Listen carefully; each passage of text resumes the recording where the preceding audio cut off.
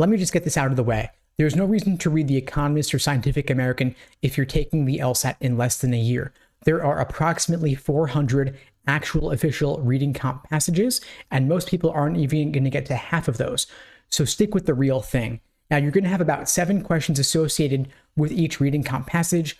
Some are going to be general in nature, some will be specific, and some will require a bit more reading between the lines. I always recommend when you're doing the questions associated with a passage, start with the general global questions first, because those are your gimmies. You have your main idea questions, primary purpose, passage organization, best title, tone, author's opinion, everything general in nature. So after you read the passage, you should be able to solve these questions, because that's the big picture stuff. That's like if you were to watch a movie, you might not remember all the details or subplots, but you should at least be able to say, what genre was the movie? Was it action? Was it adventure? Was it comedy? Was it romance? You should get the big picture theme of the movie. If you didn't, you might have fallen asleep and missed the whole thing, right? So same deal with reading comp. Focus on the big picture, the main idea. You should at least be able to get that. The questions involving the details with specific line references, you can always go back to the passage and find the relevant information when you need to help you solve those questions. But during your initial read of the passage, just focus on the general, global, big idea of the author's opinion. Save the details for later. Now, I do recommend that you approach the questions within a passage out of order in order to build your understanding as you go. So you knock out these general, global questions first, then you solve the more detail-oriented specific questions that refer you back to the passage, and finally, you solve the more inferential questions that require a bit more reading between the lines. Now, these inferential questions are ones that ask you things like, which one of the following would the author be most likely to agree with? These are going to be a little bit harder because they don't give you a clear jumping off point. They're not necessarily referring you back to a specific part of the passage. So you may need to do a little bit of hunting around, which is why I do say save these for last, because every single question on the LSAT is worth the same. So I always recommend you lock up those easy points first with the general global questions in reading comp, then the questions where they're at least giving you a section of the passage to go to.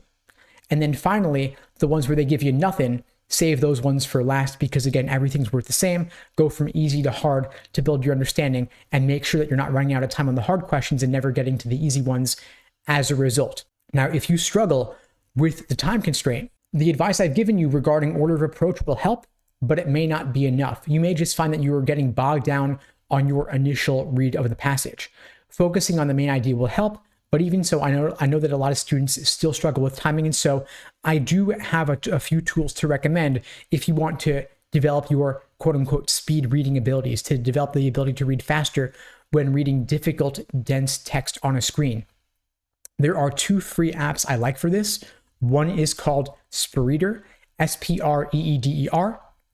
The other is called Phrase Reader, Prase Reader. These tools let you copy paste in any text you want and then display it to yourself at different speeds, kind of like you're putting yourself on a reading treadmill. And if you use this tool over the course of 6 months or so, you will definitely see improvements. You could even get benefits from doing it over the span of 3 months to develop your ability to read faster and faster on the screen. But if you find that you're really struggling with reading comp on a screen, you may want to seek the accommodations to do the LSAT on paper instead of on the computer and just avoid the issue entirely. So definitely seek out those accommodations in advance, because it takes LSAC a while to get back to you, and there are deadlines for this. But the earlier you start the process, the earlier you will hear it back. But again, those 2 apps, Spreeder and Phrase Reader, to develop your skill at reading difficult, dense text on a screen. Now, finally, I know that a lot of folks struggle with dual comparative reading comp passages. You may want to do these either first or last around the 3 longer passages, because of course on LSAT reading comp, you have 3 long passages and then 1 set of 2 dual comparative passages on a related topic. And the flow can be a little bit different for the dual passages versus the long ones. Now, before I go, I want to share with you one quick strategy for these dual passages, which is that before reading the dual passages, you might want to skim the question to see if there's a question referring to only one of the 2 passages. If so, you can read just that single passage and knock out the specific question without cluttering your mind with all the information contained in the other of the dual passages.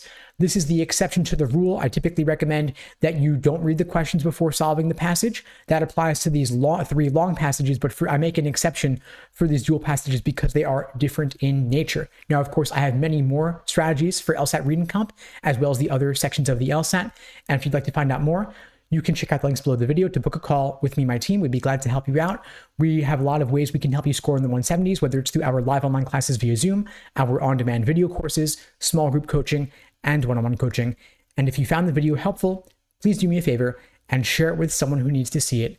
I don't do any advertising for these videos. I rely only on word of mouth to help get the word out, and your sharing the video really does make a difference. And in the meantime, I'll wish you all the best and take care.